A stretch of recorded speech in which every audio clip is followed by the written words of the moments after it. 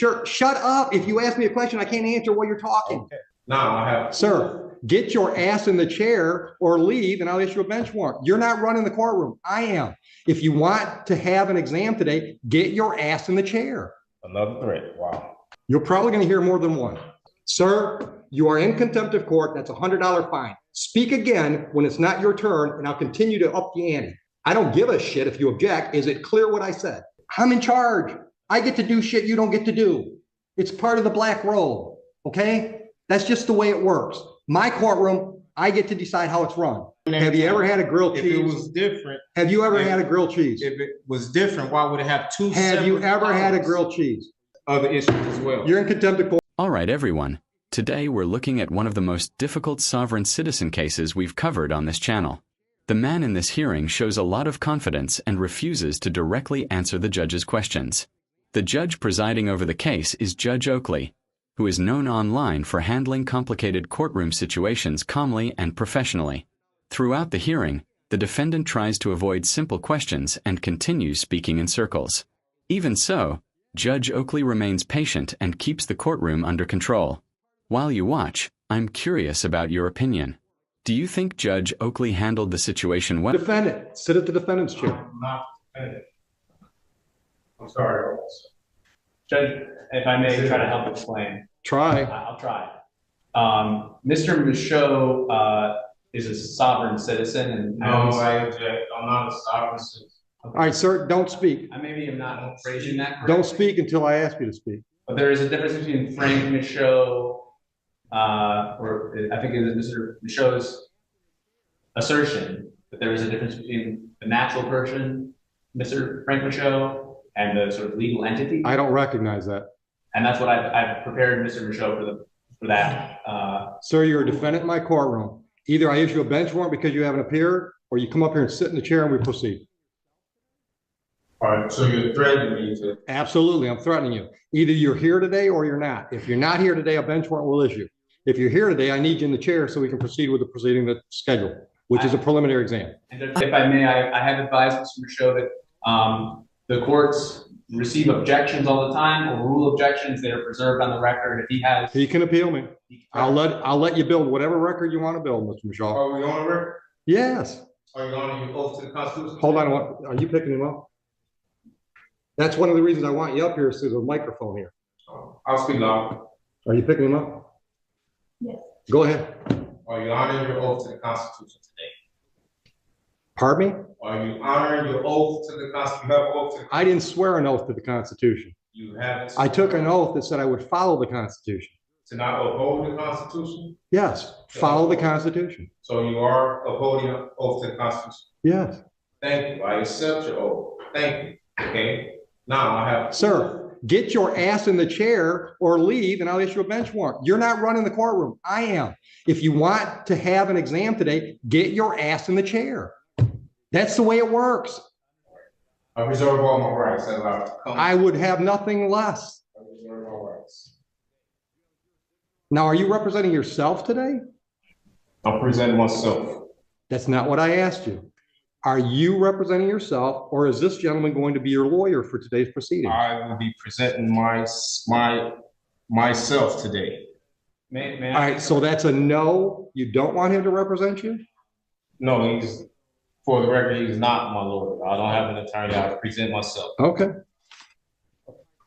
Judge, what I've recommended to Mr. Michaud is that he has a jurisdictional argument that he wants to make, and that, pending Your Honor's ruling on that jurisdictional issue, I have prepared to conduct a preliminary exam. Okay. And could be, available if he wanted to ask me to do that at the correct time.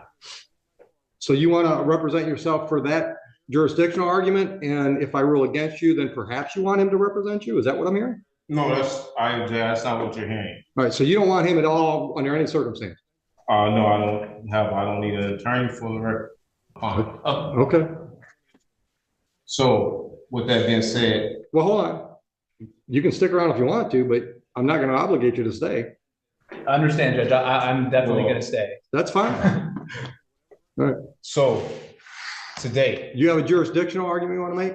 Well, I served notice. Sir, on it's a yes or no. Do you have a jurisdictional argument you'd like to make today? I have a Yes multiple- Or should he have been stricter?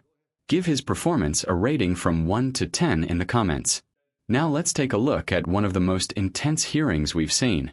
One challenge with sovereign citizen arguments is that they often rely on unusual interpretations of courtroom rules. Instead of addressing the actual issue, they sometimes focus on technical ideas that don't apply to the case. That can slow down the process and make things confusing for everyone involved. If someone wants to represent themselves in court, showing respect to the judge and cooperating with the process usually helps their situation. Ignoring questions or refusing to respond rarely works in anyone's favor. Judges expect clear answers so the case can move forward efficiently. During this hearing, the defendant argues that there must be a specific injured person for the case to exist. why are you forcing me to say answer? Because I'm running the courtroom and it's the way I want to do it. Do you have a jurisdictional argument you'd like to make today? I do, yes. Then make it. What's your jurisdictional argument? I'm presenting myself. So I need to know, Article 6 of the Constitution grants me the right to know what jurisdiction is this court operating up under? State of Michigan. No, what jurisdiction? State of Michigan. Okay, what jurisdiction is the state of District Michigan? courts are legislative courts. That means they're created by statute. The state of Michigan gives me my jurisdiction. So, okay, is that I work criminal under the authority or of the state of Michigan. what is it, under what jurisdiction? There's two different jurisdictions under the Constitution. You have admiralty and common law. So I'll need to know. This is not admiralty. What is And it? it's not common law. Which It's one? statutory. Okay, so it's statutory, that is what, civil? No. So what is it? For the My record, I need to jurisdiction have is it both on- civil- I can't defend myself unless I have it on the record. Is it, My it's jurisdiction. only two? Sure, shut up. If you ask me a question, I can't answer while you're talking. Okay, cool.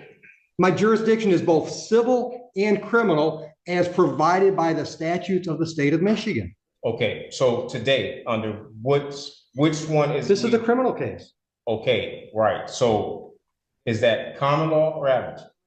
It's statute. It's neither common law or admiralty. It's one or the other. It don't say statute. All right, then you can appeal my Constitution. ruling. My ruling is it's neither admiralty or common law. So this is you say it's criminal for the record. Yes, Okay, and if it's criminal, in order for a crime to exist, there must be an injured party for the record, right? there must be what? An injured party. Yeah, it's the A people of the corpus state of electi. Michigan. All right, so if the people of the state of Michigan, right? Where's the sworn statement? Where's what? A sworn statement. I have a right to see a sworn statement saying I injured someone. There's a complaint in the file. Sworn complaint, signed, You want to see it? affidavit, sworn affidavit. No, it's not. I don't think it's an affidavit. Well, okay, so You said you wanted a sworn complaint. from an injured. However, in many criminal cases, the state represents the public interest. That means the case can move forward even if there is no single individual claiming harm. The court's responsibility is to enforce the law and protect the community as a whole. Judge Oakley explains this point clearly. He notes that when laws are broken, the state represents the people. Because of that, the legal process continues even without a specific person filing a complaint. Another reason viewers appreciate Judge Oakley is the way he keeps the hearing focused. When unusual arguments appear, he responds directly and brings the discussion back to the actual legal issue. Some people online believe his style is too strict, but others Who have I injured for the record? The state of Michigan How can I are injure the bringing the state? charges. How can I injure the state? Sir, sit down. Sit I prefer to stand. down. I'm not. Sit down, or I will hold you in contempt. Another threat. Wow. You're probably going to hear more than one. I see. All right. I am ruling that I have jurisdiction. You are free to appeal that to the circuit court. Proceed. Do the people have a witness they'd like to call in the exam? Yes, Judge, the people are prepared to move forward. Just as a quick preliminary matter, would request a mutual order of sequestration with an exception for the So- OIC. All right. So again, I'm not asking you to talk. Ma'am, are you a possible witness in this case? Okay. All right. And would you mind putting your name on the record, please? Counsel, I want to look at the lady. Would you mind putting your name on the record? She's a witness. She is a witness. Sir, you speak again when I haven't asked you to, and you're in contempt. And we'll deal with that first. The reason I need your name is because if you appear somewhere down the road and want to testify, we have to know that today you were in the courtroom. And I can't do that by taking a picture of you. So I'm asking you to state your name. Your witness. Yes. Sir, you are in contempt of court. That's a $100 fine. Speak again when it's not your turn, and I'll continue to up the ante. Clear? You can speak now. I've asked you a question. I object. I don't give a shit if you object. Is it clear what I said? I'm waiting for an answer. I said I object. What am I supposed to say? I want to know if you understand you've just been fined $100 for contempt. I don't understand. Okay, well, you still owe me $100. Are you going to give me your name? No, you still out. That's fine. Thank you. Witness. Your Honor, the people called Officer Steppen. Oh, I'm sorry. One last quick preliminary matter. Pursuant to 76611D, we'd like to introduce a certified registered of action in regard to this individual being a previously convicted felon. I object. Hold on. Have you showed that to him? I object. I object. What's your objection, Mr. Michaud? My objection is that I am here under the guise of Bless you. probable cause conference. And I don't know how we're here at a preliminary exam when I did not waive any right to waive a probable cause. This is a preliminary exam. This is okay. So right here, This is the probable cause hearing. It says it's All right, stop. Right now, the question on the table is you've objected to admittance of that document. I want to know what your legal objection is. I'm also objecting. What is your legal objection? To not waiving my probable cause hearing. Denied. That's admitted. Others feel that firmness is necessary to keep court proceedings organized. In situations like this, the judge's job is to ensure the rules are followed and the hearing stays productive. Without that structure, a courtroom could easily become disorganized and waste valuable time and resources. Later in the hearing, the conversation shifts to a probable cause conference. This is simply a meeting used to determine whether enough evidence exists for the case to continue. It is a normal step in the legal process and helps clarify the next stage of the case. Even though the concept is fairly straightforward, the discussion becomes lengthy as the defendant continues asking questions instead of answering them. Judge Oakley repeatedly tries to explain the process and keep things moving forward. By this point, the hearing has already taken much longer than expected. The judge continues reminding the defendant about courtroom rules and asks for cooperation so the case can proceed properly. Under what grounds am I denied not? Because you didn't give me a valid objection. I object. You can't just object. You got to explain with the valid objections to the evidence. That we are having a preliminary exam when I haven't had a probable cause hearing that I did not. They're the same thing, Mr. Michaud. It's still on this. Mr. Michaud, they're the same thing. But it's still, I have a right to a probable cause. Am I right or wrong? Sure, try. Am I right? Do I have a right to a probable cause? That's what today is scheduled for. But today it says preliminary exam. Right here it says probable cause conference. And today is a different date that says a preliminary. Have you ever had a grilled cheese? If it was different. Have you ever had a grilled cheese? If it was different, why would it have two separate Have you ever columns? had a grilled cheese? I object to any of that. Why would it have two separate columns? Take him out. Why would it have two separate columns? I'm not playing this game with him today. If you think you can get him to shut up long enough so we can have our hearing, we'll do it. But I'm not going to let him try to run my courtroom. Okay, I'll just be very brief in my one attempt here. I would like to try to explain what I understand Mr. Michaud's objection to be, and what I have also represented to him regarding that objection. Mr. Michaud, I think the court record will reflect, had a probable cause conference first on November 29th and then again on December 20th. I have disclosed, I think I've been very transparent with Mr. Michaud that probable cause conference is a bit of a misleading name because probable cause conference under the court rules does not require that probable cause be established. Right.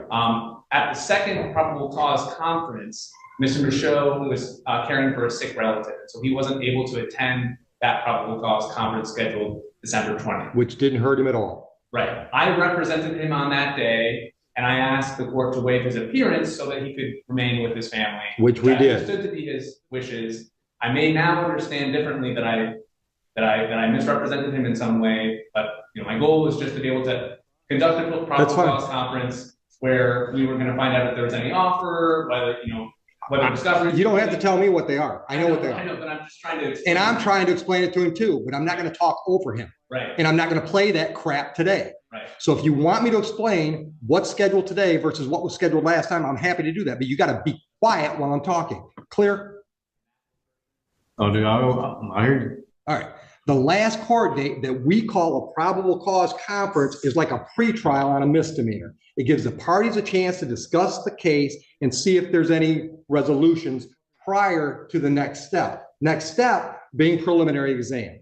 At the preliminary exam, the people have to prove to me that there's probable cause to believe that there was a crime and there's reason to believe you were involved.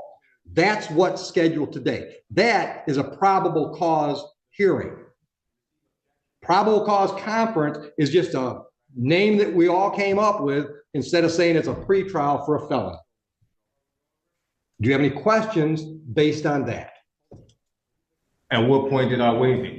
If it's a hearing, or You a conference, didn't right, waive it. so There's nothing so to do hold. I have a right to have a probable cause conference? No, What? you can do that right now. Do you want to make a deal with the people? I want to be able to prepare myself for the probable cause conference. And in order There's no to prepare, preparing for a probable cause It's- conference. it's It's a conversation. it still take preparation. You want a PCC? Go out in the hall and have a PCC with the unrepresented defendant. Judge, just for the record, there will be no offer at this stage.